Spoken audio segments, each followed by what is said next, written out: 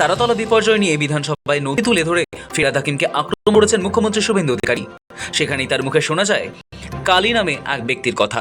আপনার কেএমসিতে কি হয়েছে আমরা জানি না, আপনার কালীকে তুললে সব বেরিয়ে যাবে। কলকাতা কর্পোরেশনে কালী না বললে কোনো প্ল্যান হয় না। এখন প্রশ্ন হলো, কে এই কালী? কিভাবে তার এত প্রতিপত্তি? তার সঙ্গে কলকাতা পুরসভার প্রাক্তন মেয়র ফিরহাদ হাকিমেরই বা কি সম্পর্ক?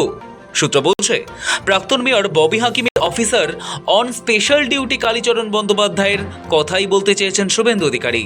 এই কালীচরণ ওরফে কালী বহু দুর্নীতিতে অভিযুক্ত, আর সেই সূত্র ধরেই তারাতলা বিপর্যয়ে জড়িয়ে গিয়েছে অভিষেক বন্দ্যোপাধ্যায়ের নাম। মুখ্যমন্ত্রী বলেন, ক্যামাক্সট্রিতের নির্দেশেই পুরসভায় নিয়োগ করা হয়েছিল কালীকে। আর কালী জানে না এমন কোনো বিল্ডিং কলকাতায় নেই।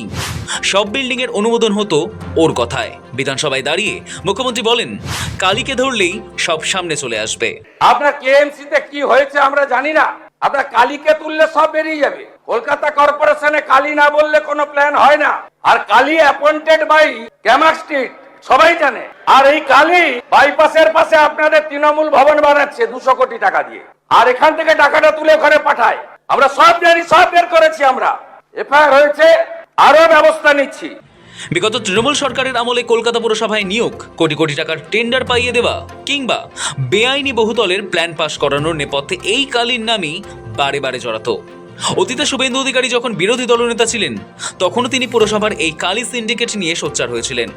তখন ফিরহাদ হাকিম বিধানসভায় কালীর ঢাল সেজে বলেছিলেন, কালীকে নিয়ে এত অভিযোগ থাকলে শুভেন্দু সরাসরি তাকে বলতে পারতেন। কিন্তু 26-এর পালাবদলের পর তারাতলার এত বড় সড় বিপর্যয়ের পর সেই ওএসডি কালীর নামই আবার ফিরহাদ হাকিমকে এক চরম অস্বস্তির মুখে দাঁড় করিয়ে দিয়েছে। জানেন কে এই কালীচরণ বন্দ্যোপাধ্যায়?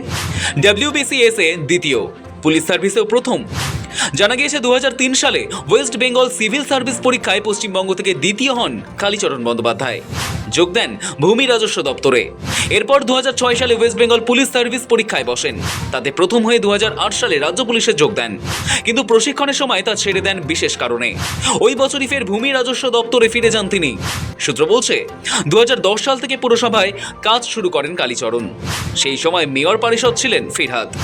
কালীচরণ ছিলেন ফিরহাদের আত্মসহায়ক। 2018 সালে কলকাতা পুর নিগমের মেয়র হন ফিরহাদ হাকিম। শোনা যায় ক্যামাক্সট্রিটের নির্দেশেই সেই সময় ফিরহাদ হাকিম কালীচরণ বন্দ্যোপাধ্যায়কে নিজের ওএসডি পদে নিয়ে আসেন। তারপর সময় যত এগিয়েছে, বেড়েছে কালীর দাপট। সূত্র বলছে, সেখানে যাবতীয় কাজ চলত কালীচরণের অঙ্গুলি হেলনে। তার নির্দেশ ছাড়া একটি পাতাও নড়ত না।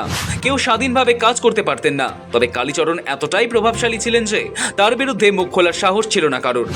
কারণ মেয়রের কাছে অভিযোগ জানাতে গেলে টপকাতে হবে সেই কালীচরণকে। তার অনুমতি ছাড়া ফিরহাদ হাকিমের সঙ্গে দেখা করতে পারতেন না কেউ। তারাতলা কাণ্ডের রেস ধরে এবার প্রকাশ্যে সেই কালীর কীর্তি। মুখ্যমন্ত্রী শুভেন্দু অধিকারী ইতিমধ্যে ইঙ্গিত দিয়েছেন যে তারাতলা গুদাম ধসের মামলায় জল যতদূর গড়াবে, এই কালীচরণকে হেফাজতে নিয়ে জিজ্ঞাসাবাদ করলেই বিগত পুর বোর্ডের সমস্ত বেআইনি প্ল্যান পাসের কেলেঙ্কারি একে একে সামনে আসবে। মুখ্যমন্ত্রীর সাফ বার্তা, যারা ভাবছেন সব দায় এড়িয়ে যাবেন, কাউকে ছাড়া হবে না। সৌভিক সান্যালের রিপোর্ট, সময়, কলকাতা।